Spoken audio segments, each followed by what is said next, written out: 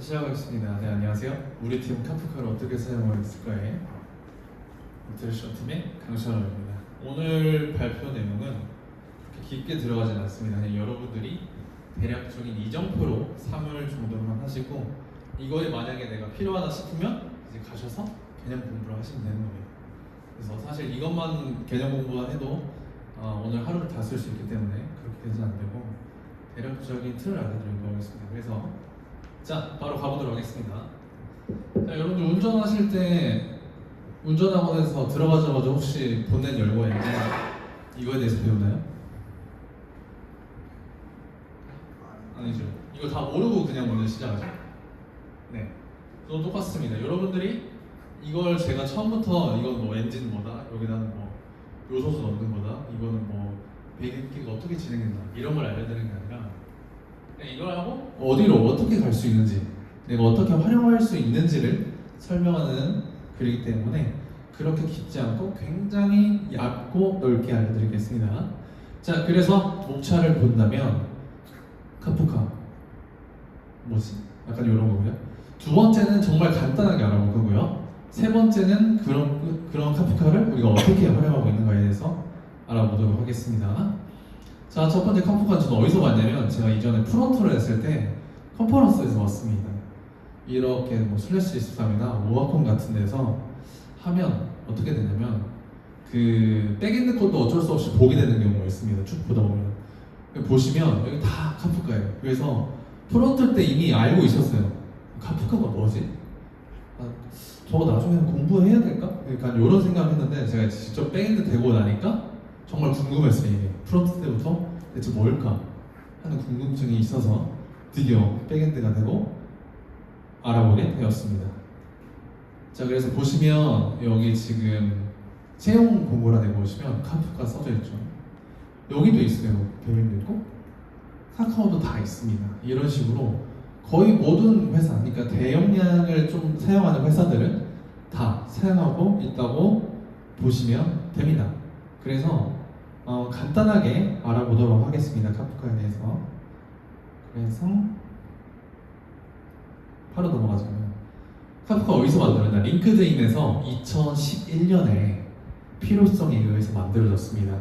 그 목적은 웹사이트 로그 추적과 활동을 추적하는 게 주로 목적이었습니다. 그래서 한마디로 말하면 분산 스트리밍 플랫폼으로 대용량의 데이터를 처리하고 실시간으로 전송하는 데 사용이 됩니다. 근데 이렇게 하면 감이 안 옵니다. 그래서 짧게 설명을 간단한 그림으로 제가 보여드리도록 하겠습니다. 자, 첫 번째 여러분들이 이제 링크드인이 처음에 만들었다고 생각해요. 이제 처음에는 굉장히 작게 시작하겠죠. 자, 그러면서 규모가 점점 커지면서 다른 서비스랑 또 통신을 해야 돼요. 그럼 뭐 메시지 큐를 써서 뭐 사용을 하겠죠. 자, 이렇게 서버가 커지면서 점점 규모가 커지겠죠, 서비스가. 그래서 하나 둘씩 생겨서 나중에 어떻게 되냐, 이렇게 됩니다. 굉장히 복잡하죠. 그래서 이게 링크드인에 실제로 카프카를 도입하기 전에 모습이라고 합니다. 물론 똑같지는 않지만 대략 이런 형식을 띠고 있었다. 그래서 이 각 서비스 또는 데이터 저장소가 엔드투엔드로 연결돼서 이렇게 아주 복잡한 구조를 가지고 있고 확장하기도 어렵습니다. 왜냐하면 어느 한 곳을 건드리면 또 어느 곳에서 이게 에러가 터지거나 또 제 3의 영향을 끼칠지 모르기 때문에 이것을 건드는 것 자체가 거의 불가능한 시점이죠. 그래서 링크드인에서 느낍니다. 이거는 개선을 해야겠다. 그래서 처음에는 이제 하나 둘씩 이제 계속 이 상황에서 유지시키다 보니까 결국 이렇게 돼서 카프카라는 걸 2011년에 만들게 됩니다. 그래서 어떻게 되냐? 이렇게 됩니다. 여러분들이 보시기도 한눈에 보시기도 간단하죠? 그러니까 모든 것이 카프카를 통해서 가게 되어 있습니다. 그래서 이렇게 중간에 카프카를 넣고 하면 아까처럼 막 복잡한 구조가 이렇게 간단하게 표현되는 걸 알 수 있습니다. 그래서 모든 이벤트와 데이터 흐름이 카프카 중심으로 흐르고 있고요. 이런 이벤트 데이터가 발생했다면 발생 주체가 카프카로 해당 이벤트 데이터를 전달하죠.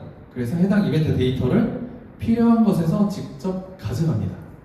그래서 다른 서버들과 이렇게 통신을 할 수가 있는 겁니다. 그래서 여러 가지가 있죠. 뭐 데이터베이스도 있고, 모라클도 있고, 하드도 있고, 여러 가지를 활용할 수 있게 됩니다.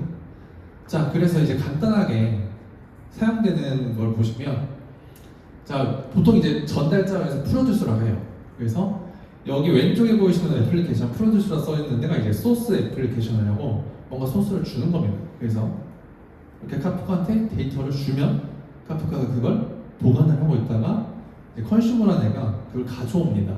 내가 필요하면 그걸 가져와서 이제 사용을 하게 됩니다. 그래서 이런 게 이제 오른쪽에 있는 게 이제 타겟 애플리케이션, 여기가 이제 소스 애플리케이션에서 소스로부터 타겟으로 가는 과정을 도와주는 게 카프카입니다.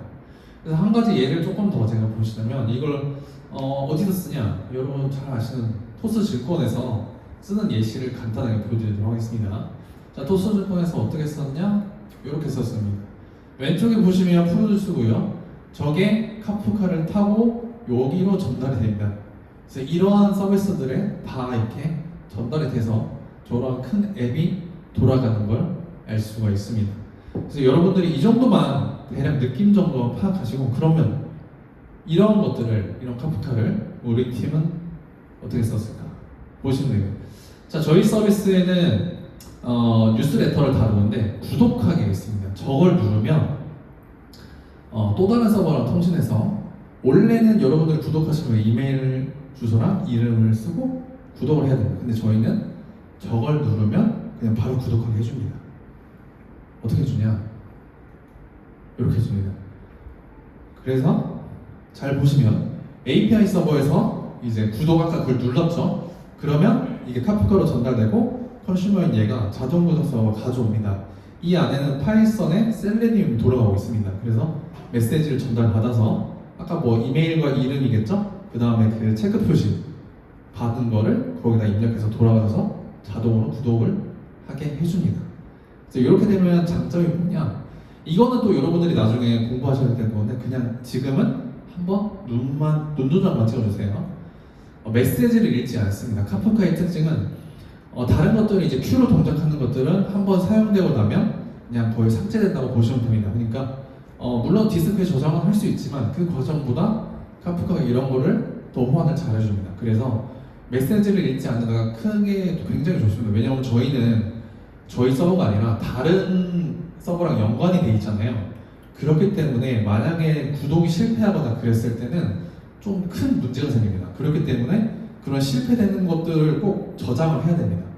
그렇기 때문에 카프카들은 이런 메시지를 쓰고 나서도 삭제하지 않고 설정한 기간만큼 가지고 있을 수가 있습니다.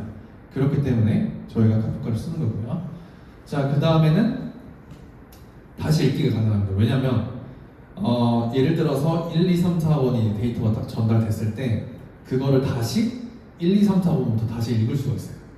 왜냐? 이미 저장하고 있기 때문에. 그러니까 메시지를 한 번 쓰고 버리지 않고 저장하고 있기 때문에 그거를 다시 순서를 옮겨서 앞에서부터 다시 읽게 할 수가 있어요.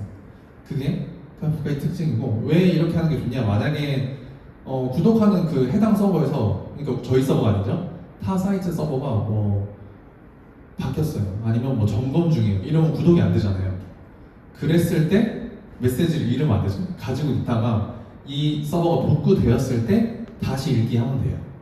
다시 앞쪽으로 넘어가서 읽기를 하면 구독이 잘 되겠죠.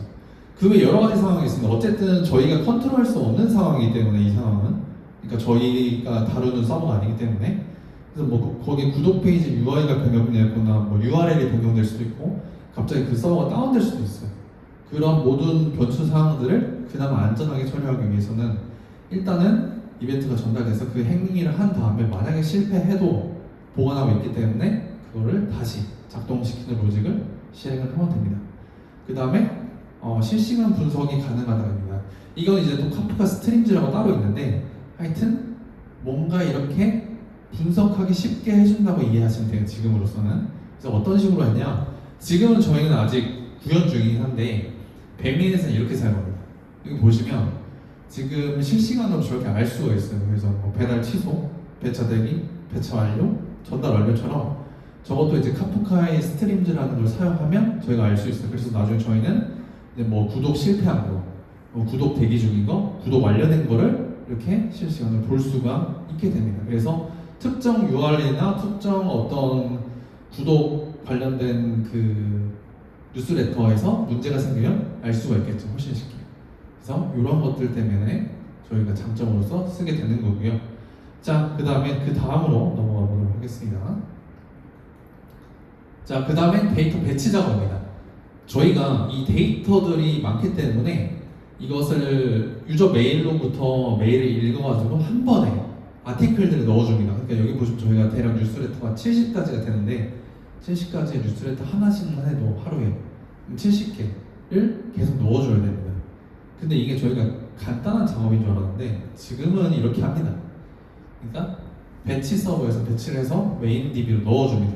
근데 이 메인 DB는 API 서버랑 지금 통신을 하고 있습니다. 그렇기 때문에 특정 시간에 저걸 넣어주게 되면 여기가 커넥션이 많이 몰리기 때문에 API 서버가 기다리거나 아니면 지연될 수가 있어요. 제대로 동작이 안 할 때가 있습니다. 실제로도. 그래서 저희가 야 이거 심각한데? 했어요. 왜냐면 저희는 사람 없는 시간이 너무 되지 않나 하는데 메일이 사람 없는 시간에 오는 게 아니라 제일 바쁜 시간, 출퇴근 시간에 와요. 그러면 그거를 저희가 바로 줘야 되잖아요. 뭐 하루 지나고 줄 수가 없잖아요.